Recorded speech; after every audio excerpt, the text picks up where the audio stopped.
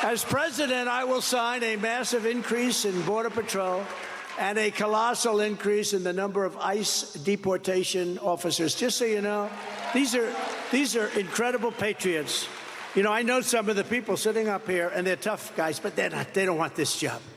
They will walk into a gang from Mexico or from El Salvador, and they'll run in and they'll start throwing and fists and fighting. And I said, do you really like doing that? You know, this guy right over here, my friend, he doesn't want to do it. He thinks he's a tough guy. He's not tough. These guys are incredible patriots, and they would grab them and they would take them out. You know, the MS-13 guys, they would, not so long ago, they killed 2 young 16-year-old girls walking to school, and they didn't do it with guns because that's too quick. They used knives, and they cut them up and sliced them up, and they did it that way because it was more painful and it was slower. And these are the people we have living here. And the ICE people, they go in and they take them out, and they either throw them in jail or they bring them back to the country, depending on the severity. And they are great, and they're great patriots, and they get scorned. They're scorned by the radical left. They're actually scorned. The job they do is incredible. I'll ask every state and federal agency to identify every known or suspected gang member in America, and every one of them that is here illegally. And everybody knows it because your local sheriffs know who they are. This sheriff knows every bad person in your area.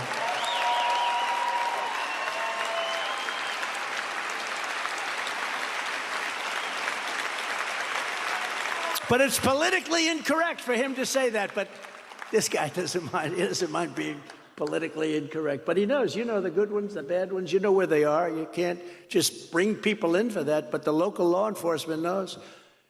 But we'll pack them up and immediately take them out of a country, and we will deliver them to the country of origin, the country from where they came. Before I arrive at the Oval Office, shortly after I win the presidency, I will have the disastrous war between Russia and Ukraine settled. It'll take 24 hours, if it's not done before then. What a shame that is.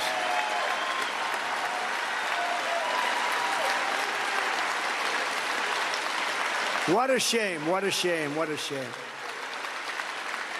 And the numbers, the deaths, and the people are being so horribly injured is far greater than what they're reporting. They blow down the city, buildings all over. The building, it looks like a demolition site, which is exactly what it is, and so many people are being killed. And then they'll say, 2 people were injured.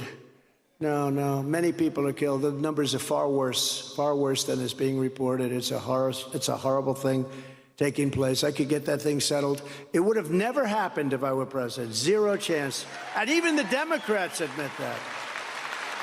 Even the Democrats say, no, if Trump were president. And President Putin knows, we used to talk about it. He said, can't do it. You're not going to do that. And he was never going to do that until I left. And then he said, well, and you know what happened? He watched what happened in Afghanistan. When he saw that horror show in Afghanistan, the way we took our soldiers out first, you don't bring the soldiers out first. You bring the soldiers out last. First you get your people out, then you get your equipment out. They kept $85 billion worth of equipment. And now Afghanistan is the second largest seller of arms in the world.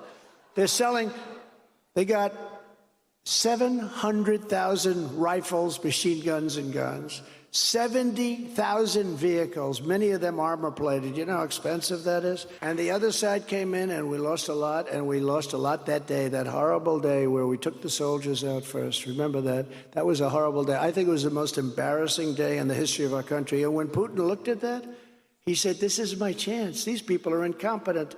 This is my chance. It's just incredible. But I was very proud of that. Think of that, 18 months without one soldier being... Biden actually put it in his speech, and they were screaming at him, don't say that. That's good news for Trump. But we did a good job with this administration. You could end up in World War III because they don't speak right. They don't send the messages out right. They act tough when they should act nice. They act nice when they should act tough. Honestly, they don't know what the hell they're doing. We're going to end up in a world war over this stuff. We could end up in a major war. Well, you could end up in a major war with China or others. There are others out there a lot sooner than people think. And, you know, we have a word called nuclear. Nobody was allowed to use that word. For years and years, you couldn't use the word nuclear because it's devastation. And now they're talking about it all the time. It will be a nuclear war. It'll be a nuclear war. You're not even allowed to say it. I had people come down from MIT and tell me about nuclear. The power is so enormous. So this is not like the Second World War where we have army tanks and rifles and we go after each other. This is a level that will possibly end the world. And we have people that don't know what they're doing. We have people that truly have no clue what they're doing. And you see it just like I do. You see the same language. They say the wrong thing. Sometimes they're much too tough, but always on the wrong subject. And sometimes they're weak as hell. Like when Biden said initially on Afghanistan, well, he could go in and maybe take over some of the country. That was not a good signal. That was not a good signal. People said, did he really say that? But we have inflation. These are all self-inflicted wounds, much worse than wounds. We have inflation that's rampant. If you look at what inflation over 200 years, what it's done to countries that had to suffer through it, destroys the countries. It's like cancer, destroys the countries. We have now banks that are closing. Two big banks yesterday closed.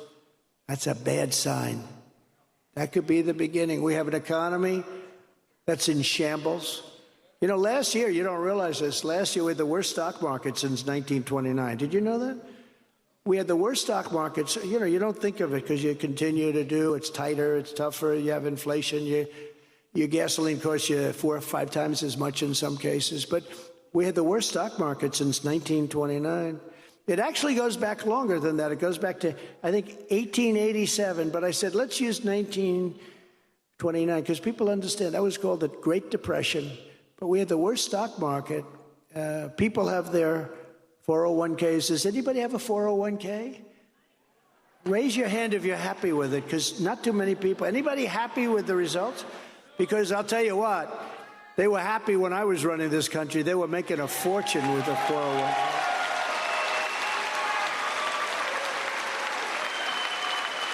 I had a police officer in New York. They're great people.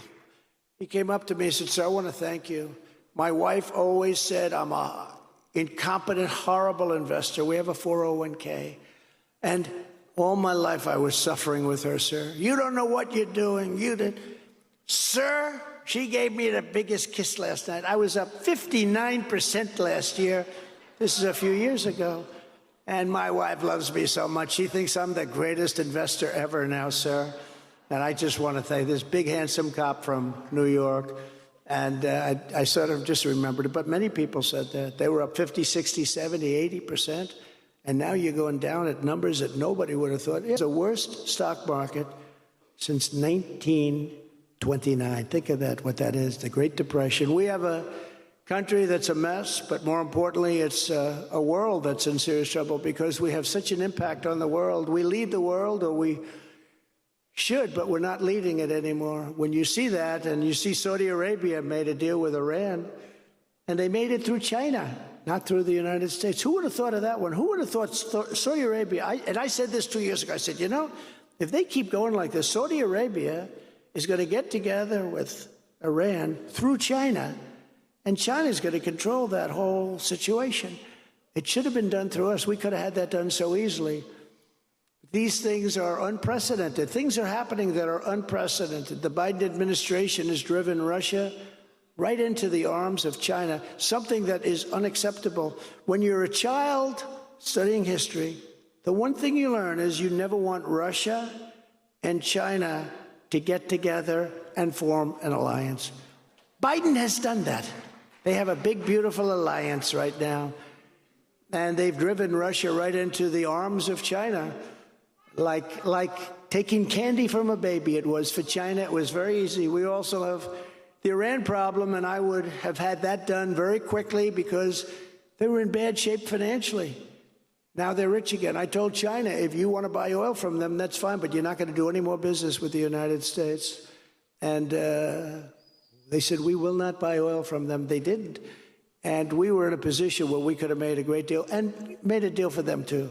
Made a deal for everybody to keep the world safe. But when I left, all of a sudden, China went back and started paying a fortune for the oil, and they're rich now. Iran is very rich now, and it's a much different situation than it was. Iran was ready. They were totally ready to make a deal